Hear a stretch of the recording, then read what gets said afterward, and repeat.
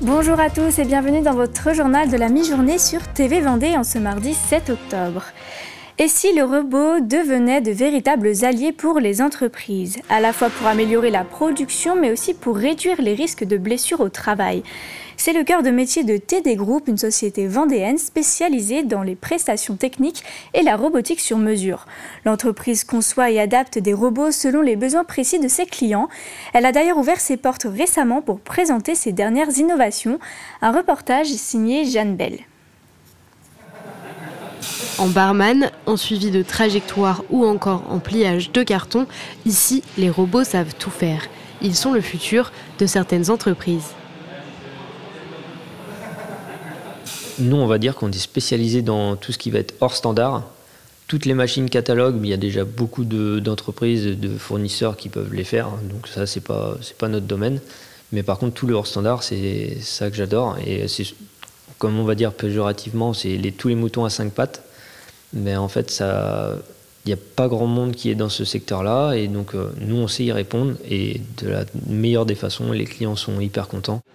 Pour faire ce hors standard, l'entreprise travaille avec des partenaires. Alors je participe chez TD Maintenance, TD Conception également, en tant que partenaire d'outils pour les robots collaboratifs.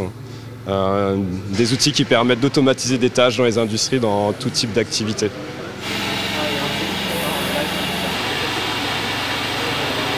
Ces solutions robotisées permettent entre autres d'éviter les troubles musculo-squelettiques en enlevant les tâches répétitives aux employés.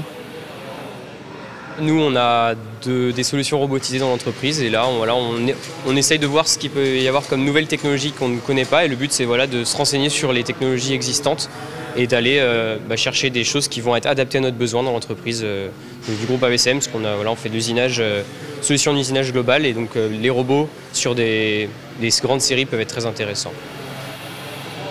L'entreprise peut aussi travailler sur des cobots, ces robots qui collaborent avec l'homme tout en garantissant leur sécurité. Ce samedi à La Roche-sur-Yon, les aidants étaient à l'honneur. Les aidants, ce sont ces personnes qui accompagnent au quotidien un proche en perte d'autonomie en raison de l'âge ou d'un handicap.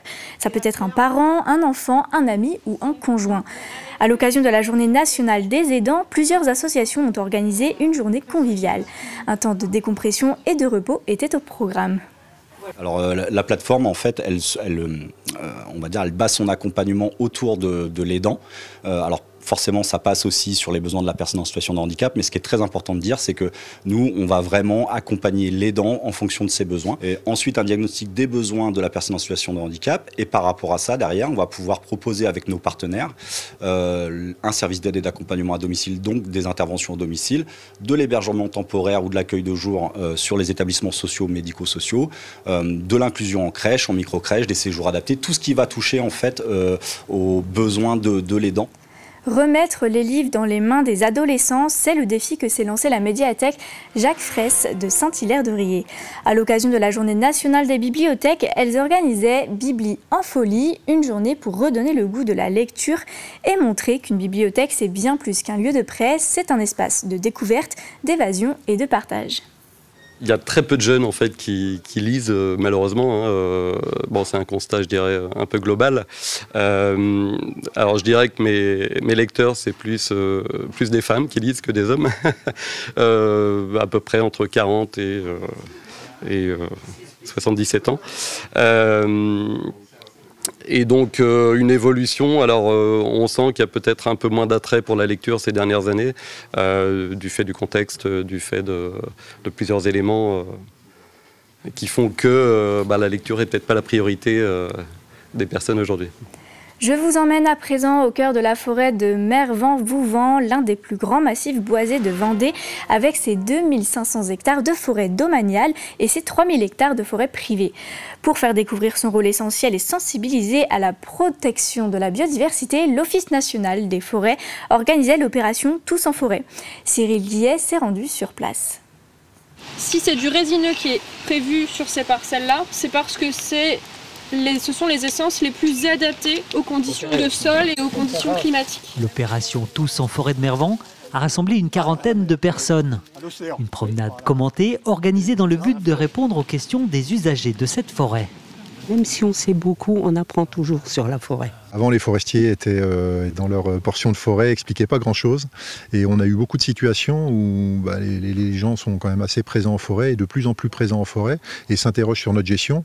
L'accueil du public faisant partie intégrante de leur mission, c'est tout naturellement qu'ils répondent aux interrogations qui leur sont posées. Les questions que se posent les gens sur la forêt, c'est surtout pourquoi on coupe des arbres. Ils ont peur qu'en fait la gestion forestière soit devenue industrielle et que ce soit du massacre. Et en fait, nous, on les amène à leur expliquer, leur montrer que ça répond quand même à une gestion qui n'a pas tant changé que ça. L'idée, c'est qu'on exploite une ressource qui est renouvelable. Autre préoccupation de la population, l'impact du réchauffement climatique sur la forêt. Comme on a eu un été très très chaud, savoir eux ce qu'ils en pensent, ce qu'ils ont vu, et on fait un rapprochement avec nous, notre ressenti. On commence à voir déjà des dépérissements.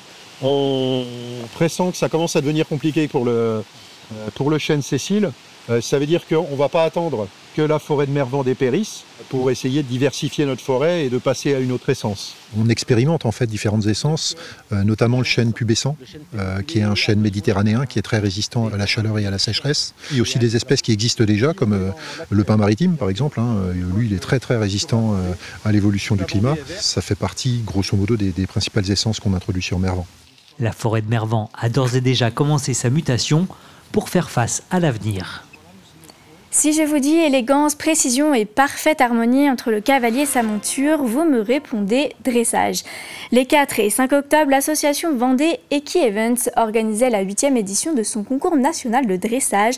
Plus de 140 cavaliers étaient présents au Haras de la Vendée.